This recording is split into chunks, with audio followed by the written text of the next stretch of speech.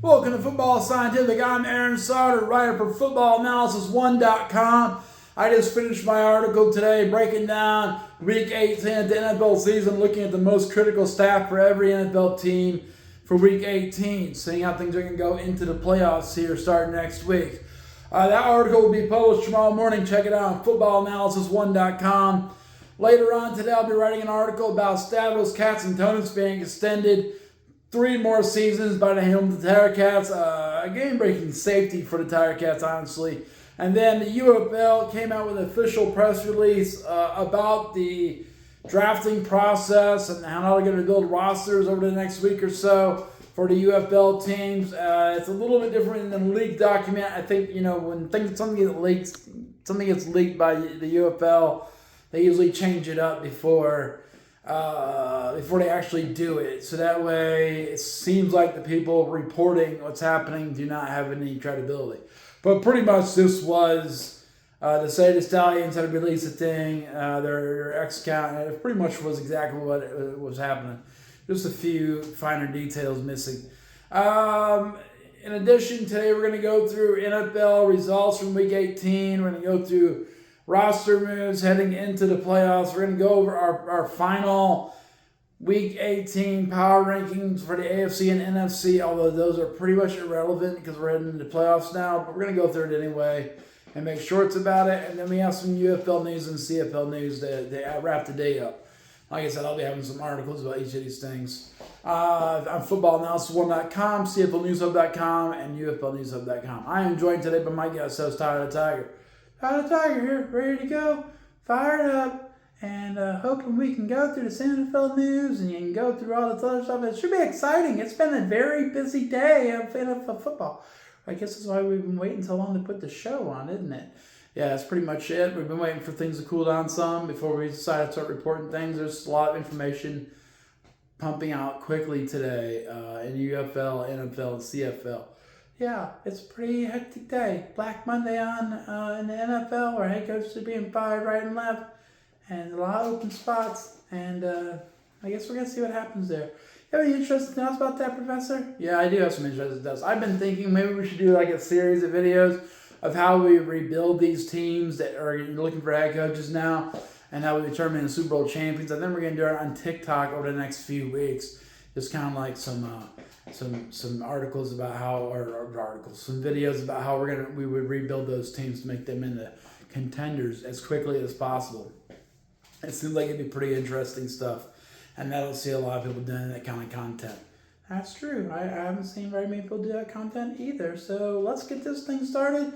Wait, Professor, you seem tired and unfocused today. I seem tired and unfocused today. You do seem tired and unfocused today. Have you had some W Energy yet? I have not had any W Energy yet.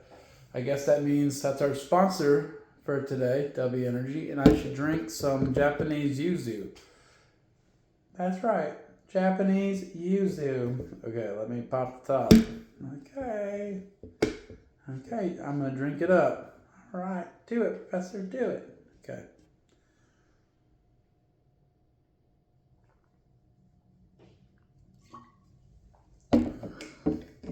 Yeah, man, that's good stuff. Yeah, let's break it down. Let's break it down. Okay, let's break it down. So first, let's go through the game results from Week 18. Green Bay Packers, Minnesota Vikings. Meaningless game for the Packers. I mean, they're a clincher playoff spot. They really didn't have nowhere to go in terms of upward growth by winning this game. So what they chose to do, they chose to rest their quarterbacks, Malik Willis and Jordan Love, both of which are sporting injuries or trying to get healthy before the playoffs start. So that means Clayton Tune got his first start for the Packers from the practice squad. He went 6 for 11 for 34 yards, 0 touchdowns, 0. I guess we know why he's not on the active roster. Turns out he's not very good. Chris Brooks had 13 runs for 61 yards, 0 touchdowns, 0 fumbles. And Jacoby Keeney-James had 2 guys for 15 yards and no touchdowns. They had 2 quarterback sacks. So the Packers' backups are not very good. They better not get injured in the playoffs. Minnesota Vikings, J.J. McCarthy came out with 14 for 23 for 182 yards, 0 touchdowns, 0 interceptions. Jordan Mason had 14 runs, 94 yards, 0 touchdowns, 0 fumbles. Justin Jefferson had 8 catches for 101 yards and no touchdowns, and had 4 sacks. That gave Justin Jefferson another 1,000-yard receiving effort, and that's pretty good. Overall, Vikings dominate the backup for the Packers, 16-3. Okay, next we had Tennessee Titans at Jacksonville Jaguars. The stakes in this one, the Jaguars had a chance to win the AFC South officially with a win over the Titans. Titans, I mean, they have nothing to do really. Titans are just finishing the season out. Something bad for the Titans happened. No, they started the game quickly by a 7-0 lead, but then Cam Ward, who was 3 for 3, 52 yards, 0 touchdowns, 0 receptions, boom, hurt his shoulder. I guess it's a sprained AC joint, according to reports, and he was out the rest of the game. Tony Pollard came in as a running back at 14 runs, 48 yards, 0 touchdowns, 0 fumbles. Alec Manor had 3 catches, 50 yards, 0 touchdowns. They had 2 sacks defensively. Jacksonville Jaguars trashed them. Trevor Lawrence went 22 for 30 for 255 yards, 3 touchdowns, 0 interceptions. Trashed them. Bashal Tootin had 5 runs for 23 yards, 1 touchdown, 0 fumbles. And Parker Washington had 5 catches for 87 yards and 1 touchdown. They had 1 sack. The Jacksonville Jaguars dominated the Tennessee Titans 41-7. So they won the AFC South. Boop. Okay. Also in the AFC South, we had Indianapolis Colts and the Houston Texans. The Texans were needing to win this game to have a chance, in case the Jacksonville Jaguars slipped up, to take the AFC South. Of course, they didn't. And for the first time ever, the Houston Texans will be in the playoffs as a wild card team. I read that earlier today. They've only been as the AFC South champion. So that'll be the first time there'll be a wild card team in the playoffs. Boom, for the Indianapolis Colts, Riley Leonard went 21 for 34 for 270 yards, 2 touchdowns, 1 reception. DJ Giddens had 8 runs for 80 yards, 0 touchdowns, 0 fumbles. Alec Pierce, who got in some trouble during the game, due to some unnecessary stuff, had 4 catches for 132 yards, 2 touchdowns. They had 0 sacks. Houston Texans, C.J. Stroud came out, went 14 for 23 for 169 yards, 1 touchdown, 0 fumbles. Davis Mills finished the game for the Texans. British Brooks, a running back we've never heard of before, had 13 runs for 63 yards. That's pretty good. 0 touchdowns, 0 fumbles. And wide receiver Xavier Hutchinson had 5 catches for 84 yards, 0 touchdowns. They had 1 sack, which is not overpowering, and the Texans had to fight pretty hard for this win, but they pulled it out 38-30 over the Colts. Okay, that means they qualify for the playoffs. They're already in the playoffs, so whatever. Wild card team. Dallas Cowboys and New York Giants, pretty much a nothing game. The Cowboys started Joe Milton at quarterback, gave him his first start as a Dallas Cowboys quarterback. He went 7 for 13 for 73 yards, 0 touchdowns, 1 reception. Jaden Blue was their main running back. He went 16 runs for 64 yards, 1 touchdown, 0 fumbles. Ryan Flournoy had 5 catches, 68 yards, 0 touchdowns, 4 sacks. The Cowboys really didn't play their best guys this game. I expect them to set a few guys, but I thought they would want to win this game, but they really didn't care. The New York Giants, Jackson Dart, rookie quarterback, went 22 for 32, returned 30 yards, 2 touchdowns, 0 receptions. Tyrone Tracy had 18 runs for 103 yards, 0 touchdowns, and 1 fumble. And Gunnar Olszewski had 8 catches for 102 yards, 0 touchdowns, 0 sacks. Overall, the Giants won the game 34-17. Good game. Okay. Boom. Cleveland Browns, Cincinnati Bengals, meaningless game. Of course, I thought the Bengals were going to win because of that, but spoiler alert, they did not. Shadur Sanders for the Browns went 11 for 22 for 111 yards, 0 touchdowns, 0 interceptions. Dylan Sampson for the Browns had 10 runs for 32 yards, 0 touchdowns, 0 fumbles. Malachi Corker had 2 catches, 20 yards, 0 touchdowns. They had 2 sacks. Cincinnati Bengals, Joe Burrow went 29 for 39 for 236 yards, 3 touchdowns, 1 interception. Chase Brown had 13 runs for 72 yards, 0 touchdowns, 0 fumbles. Jamar Chase had 8 catches for 96 yards, 1 touchdown, and 6 sacks.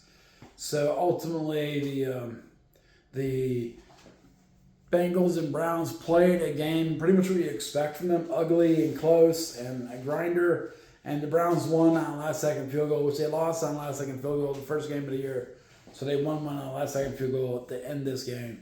2018, Cleveland wins, Cincinnati loses, yada, yada, yada. I guess Zach Taylor saves his job. I don't know how he does that. That's weird. Okay, New Orleans Saints, Atlanta Falcons. Really the only meaningful game of the day, on the early part of the day yesterday, because we knew Jacksonville was going to beat the Colts. Whoever they played. Jacksonville was going to beat the Titans. Sorry. I really felt the Texans were going to beat the Colts. I don't know why it was such a close game, but they did finally do it. The Saints and Falcons, though, determined the winner of the NFC South, not between them, but between the Carolina Panthers and Tampa Bay Buccaneers. So, Saints came out. Tyler Shuck came out, went 23 for 35, returned 59 yards, 1 touchdown, 1 reception. Audric Estime had 21 runs, 63 yards, 0 touchdowns, 0 fumbles.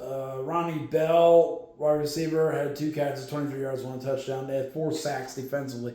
Atlanta Falcons came out. Kirk Cousins went 18 for 32 for 180 yards, 1 touchdown, 1 reception. Very similar numbers. B. John Robinson, who I thought would dominate this game, had 15 runs for 33 yards, 0 touchdowns. Not a great game. Drake London had 4 catches for 70 yards and 1 touchdown. They had 4 sacks, and they ended up breaking a single season record, 57 total sacks. This was a grinder of a game. This was 2 bad teams fighting it out. Falcons win 19-17. Carolina goes to the playoffs because of that. So that's pretty crazy. But those 2 teams determined who went to the playoffs. That's wild, man. Okay.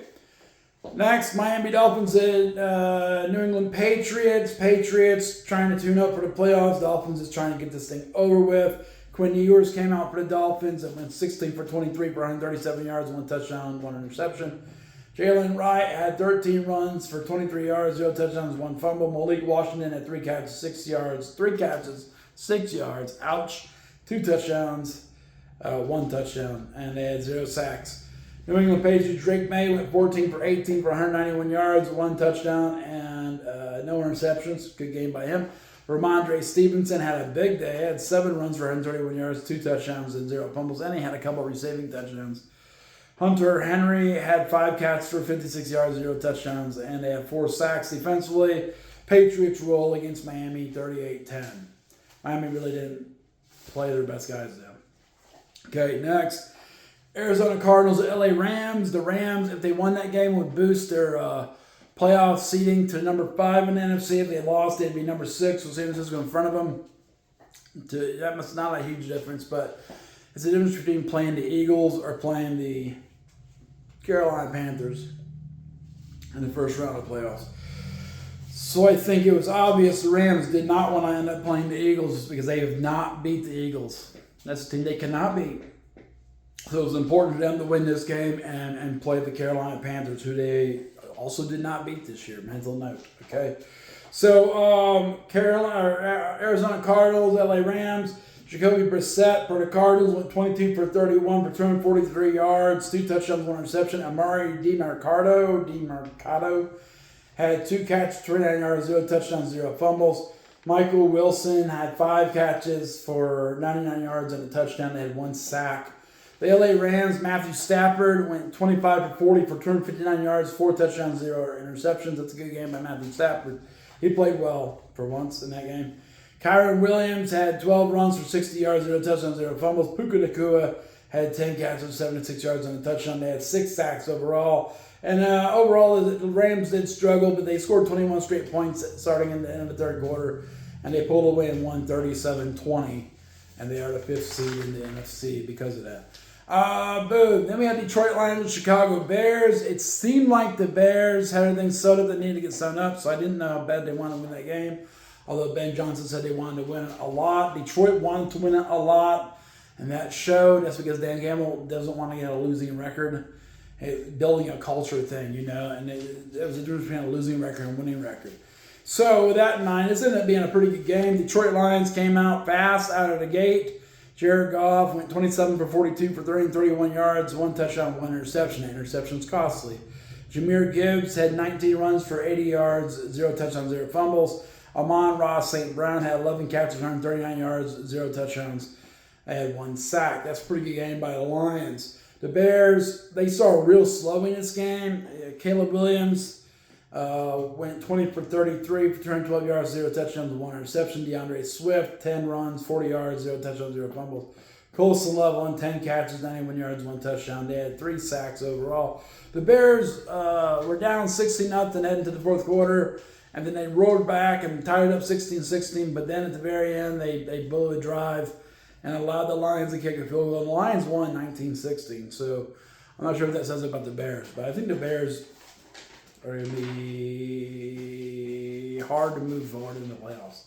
They're just inconsistent, inconsistent. And that doesn't pay off well in the NFL playoffs. Washington, their running game might help them, though. That's one thing.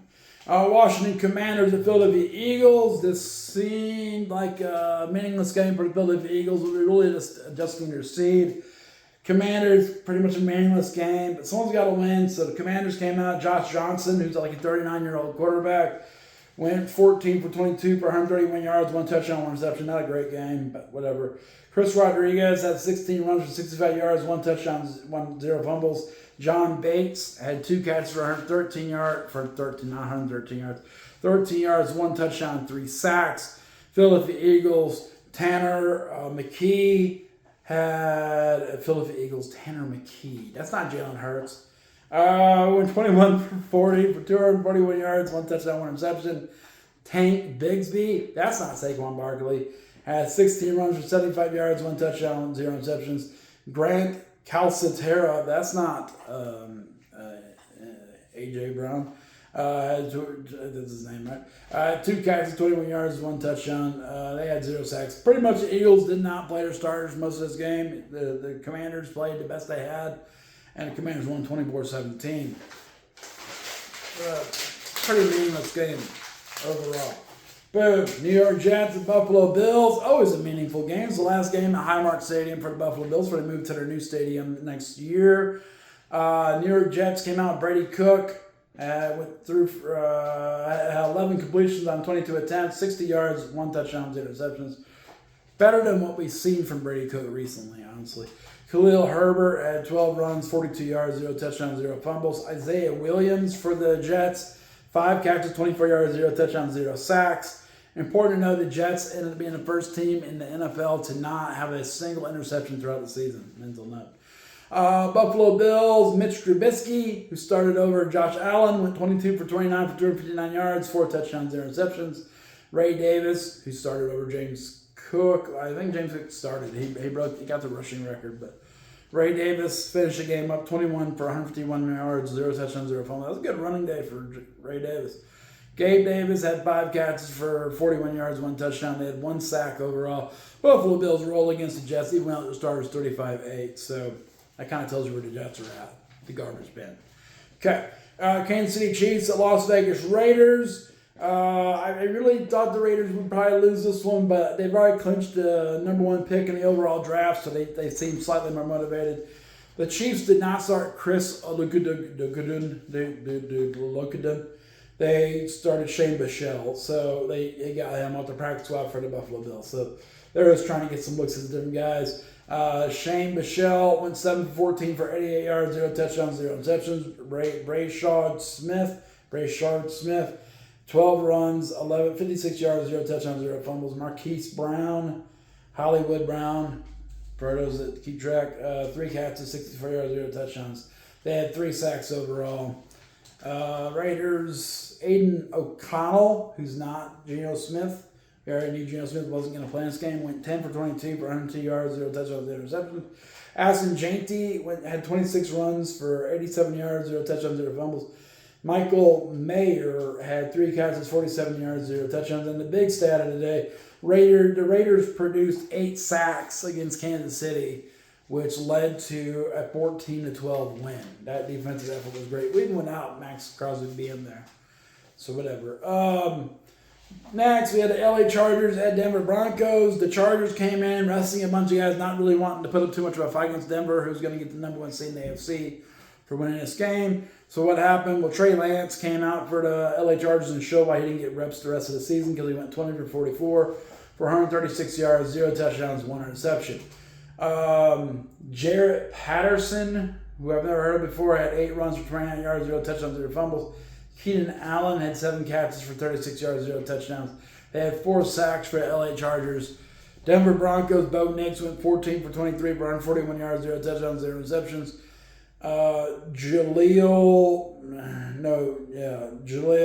Jaleel McLaughlin had 6 runs for 41 yards, 0 touchdowns, 0 fumbles.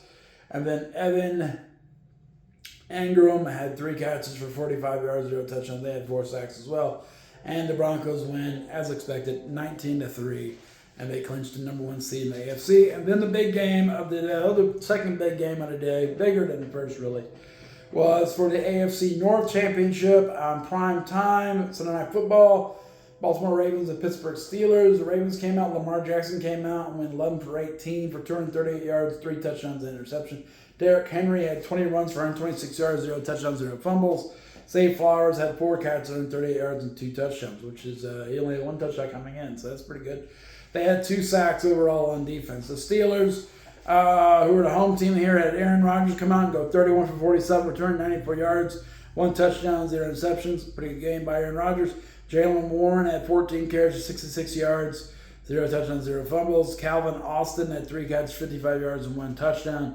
And they had 3 sacks. And what happened in this game? Well, the Ravens missed a field goal in the final part of the game. The final kick they missed, and they lost 26-24. So the Steelers win the AFC North and go on to the playoffs and claim the last playoff spot. Ravens are out.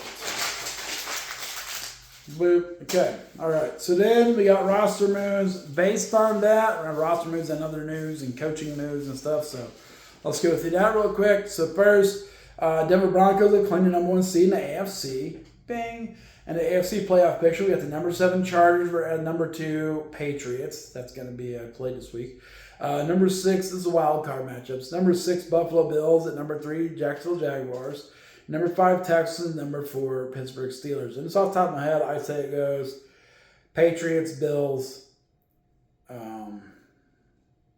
Texans. That's what I think. And we're going to end up having who?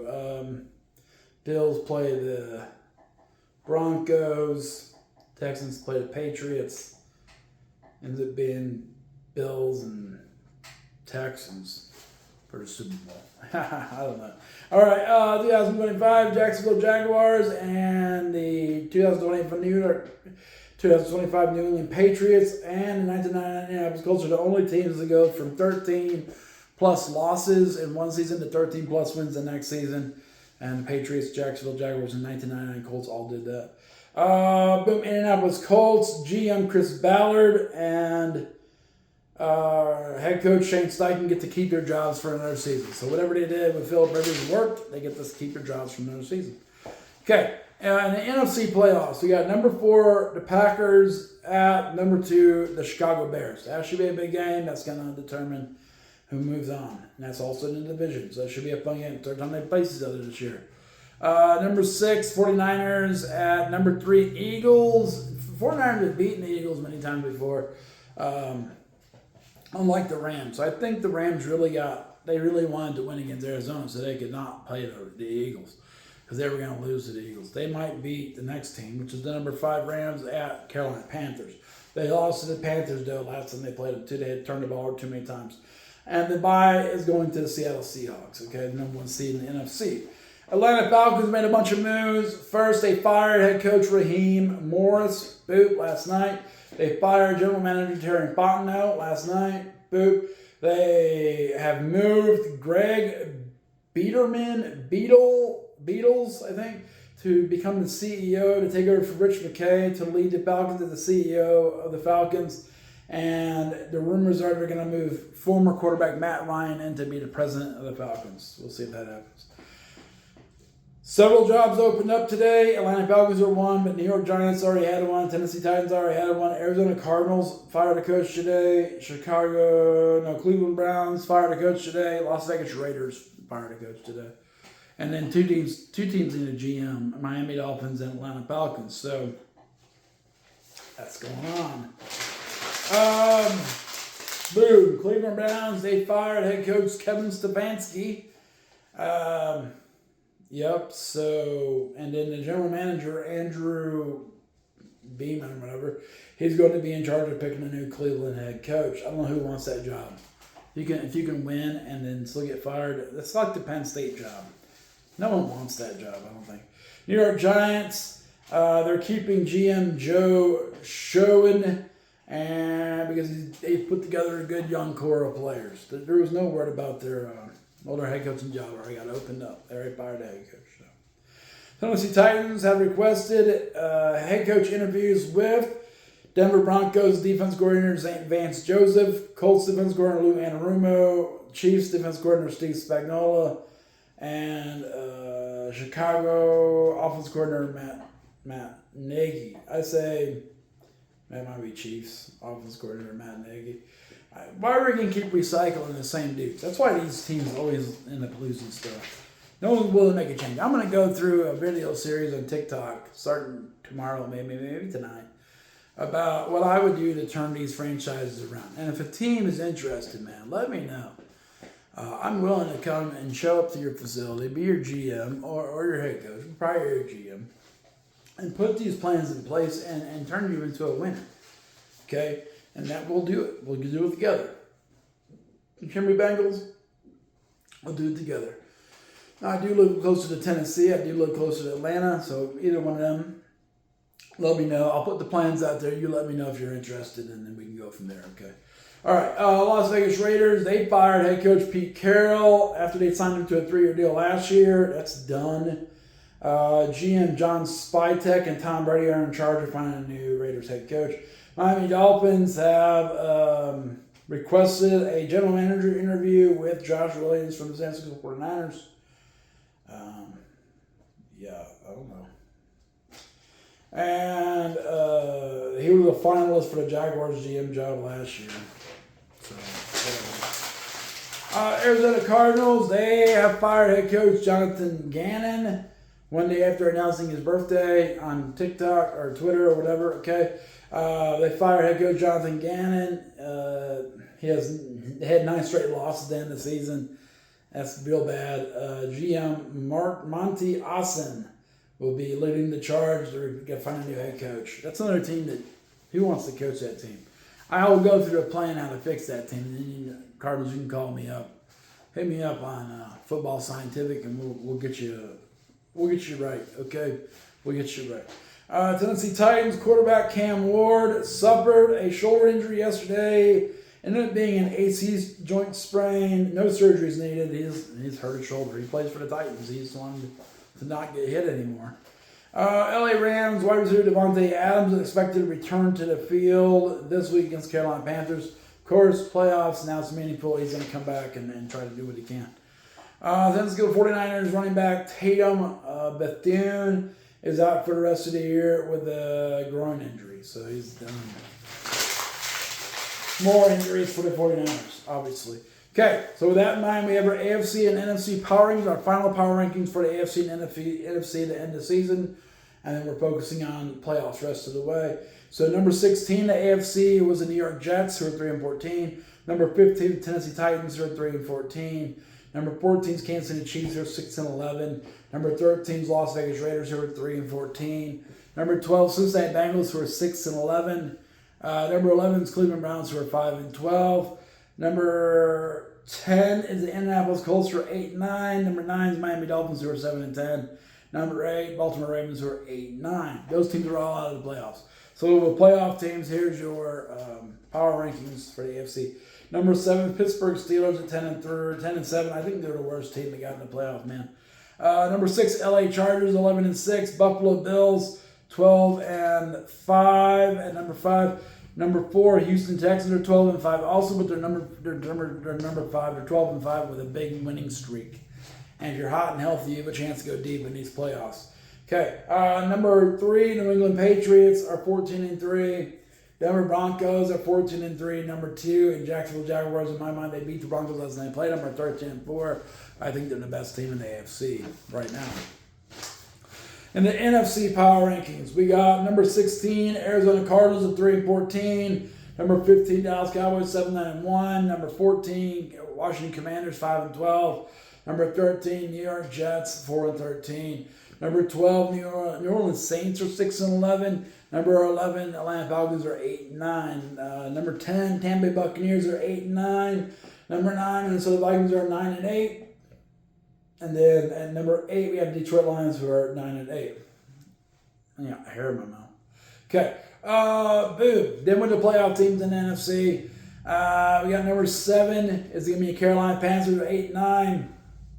And with the right matchups, I mean, they might beat the Rams, honestly. So that losing record might not mean much. Number 6, Green Bay Packers are 9-7-1. Number 5, San Francisco 49ers are 12-5. Number 4, LA Rams are 12-5. Number 3, Chicago Bears are 11-6. Number 2, Philadelphia Eagles are 11-6. And number 1, Seattle Seahawks are 14-3 based on their record, not based on how good they are. Okay, I mean, maybe they're that good. I don't know, but you never know. Okay, UFL, as I mentioned, remember a few weeks ago, the State of the Stallions X account got mad at Mike Rapola and released a bunch of information they said was leaked to them about the roster building process and the UFL this year. So this is the real deal. This is from the UFL today. Okay, so first, the rumors were they were going to assign quarterbacks to UFL teams today, but that's going to happen in a quarterback draft where the head coach is picking quarterbacks Friday, January 9th. Okay, that's going to be Friday. That's phase 1 of the draft process. Phase 2 is the regional collegiate athletes. We were told they're going to get to pick 10 players from each their college allocations, 10 total players from the college they've been allocated to, but they only get to pick 3. UFL draft is going to start after that. Day 1 on the 13th is going to be all the current players that are on active rosters, injury reports. So whatever happened in free agency didn't exist. Free agency didn't make any sense anyway. So whatever. Boom. For the UFL, day 2 of the draft is going to involve free agents who have not played in the UFL previously. And they need to build their team to a minimum of 60 players, maximum 62 for this draft style. The order in which the teams will draft will be determined by a lottery, which they'll do prior to the 2006-20 UFL draft. And it's going to be snake style, kind of like a fantasy league. That's kind of fun. Okay. Some information about UFL roster size. Teams will need to have 60 to 62 players when they get done with this draft process. 3 will need to be quarterbacks, 3 need to be players allocated from colleges, and they can have a maximum number of 12 roster players from last year's roster, which has been confusing because we didn't know where the players went from the teams that don't exist anymore. But we do now.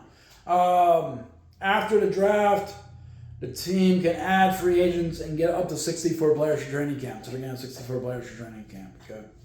All right. So here's what we know about the teams in their current rosters. Michigan Panthers became the Columbus Aviators. Memphis Showboats became the Louisville Kings. San Antonio Brahmas became the Orlando Storm. We kind of already knew that coming in. A lot of Brahmas really wanted to leave San Antonio. So whatever. Okay. That's the UFL stuff. That's all happening this weekend. Supposedly all the stuff's going to be communicated out on the 12th. CFL, big news. The Hamilton Tower Cats have re-signed safety Stavros Katsantonis to a 3-year contract extension, making him the highest paid CFL safety with $200,000 a year, Canadian, of course. He's played for a long time for the Tower Cats. He's a foundational player in their secondary. One of the better secondaries in the CFL. In addition, Calgary Stampeders have made running back Dedrick Mills the highest paid American running back in the CFL, and they have signed former Pac-12 wide receiver Jeremiah Hunter. And then Saskatchewan Roughriders defensive lineman Michael Johnson has retired from the CFL, but he accepted the job immediately as the Roughriders defensive line coach. So that's your moves in the CFL. That was our moves in the NFL, and that was everything you had there. So with that in mind, that is Football Scientific for today. We're going to go through and write some more articles, and I may start making those videos on TikTok about, I missed the camera, about, how I turned these teams around. That might be tomorrow, though, because we're making TikTok about these power rankings. So whatever. Okay, that's the plan. Tonight we have a FCS National Championship game. Yeah, I don't know if I'll watch that or not, but I might talk about that on TikTok. We'll see. But that is the plan. Remember, check out footballanalysis1.com to see some NFL articles, CFLnewshub.com to see Canadian football articles, and UFLnewshub.com to see some UFL articles as things start building up and moving forward in those spring leagues. So that's the fun part. While the NFL season's coming to an end, the spring leagues are firing up. And for someone like me who follows all this stuff, this is the fun part of the year. The NFL gets kind of boring, to be honest with you. So I always kind of felt that way. But that's the way it is. We're going to close this Football Scientific portal now.